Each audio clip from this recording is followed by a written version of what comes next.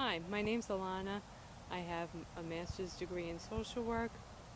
I've worked in the child welfare system for about 15 years.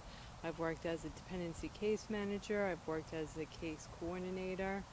And throughout those years, I've worked with children and families who have been victims of abuse, domestic violence, and I'm going to answer some questions that I was given.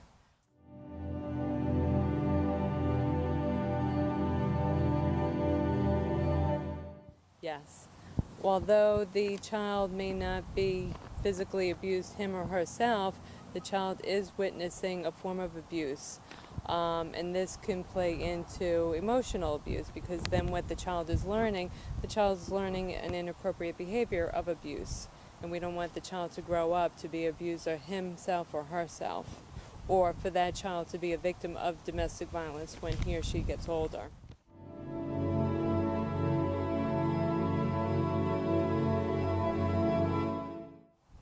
The batterer for the aggressive behaviors, and the victim parent for failure to protect herself and her children, especially if she continues to stay in the relationship.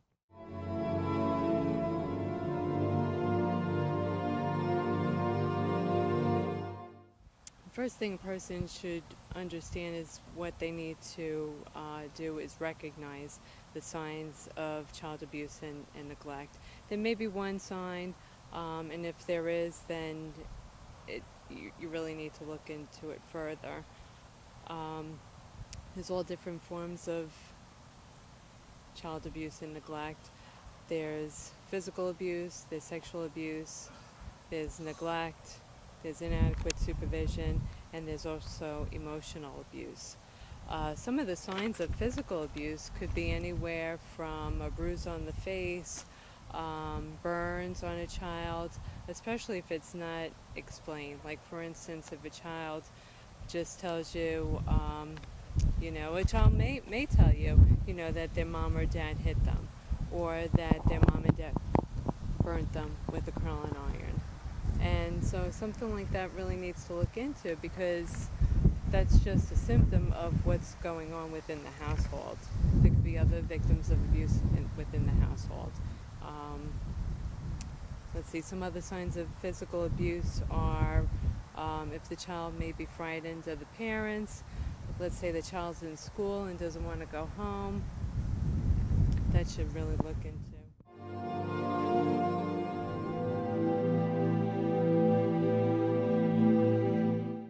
I don't think so. I think battering and domestic violence and abuse happens all over the United States and in other countries. It just depends on where you're at. Some people in certain countries are more apt to talk about it. We just have more services out there to provide for these families, and it's more talked about. People aren't afraid to talk about what's happening within the home. It was said at one time, what happens within the home stays in the home, but that's not the case anymore.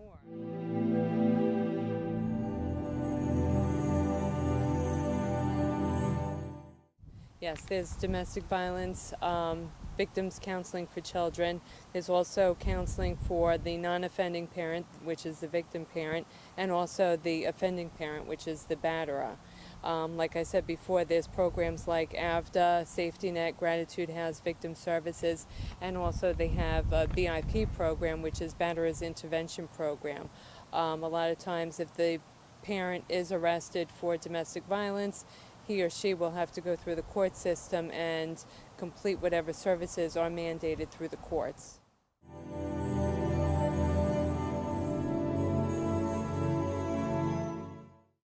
Once again, yes, there has been, but I cannot give you that information because I don't have any studies in front of me to look over.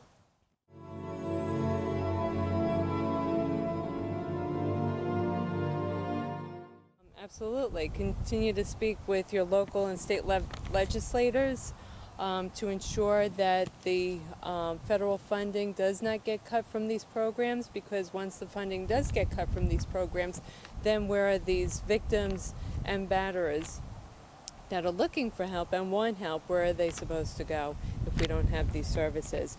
plus also we want laws to change to protect the victims of abuse, neglect, and domestic violence.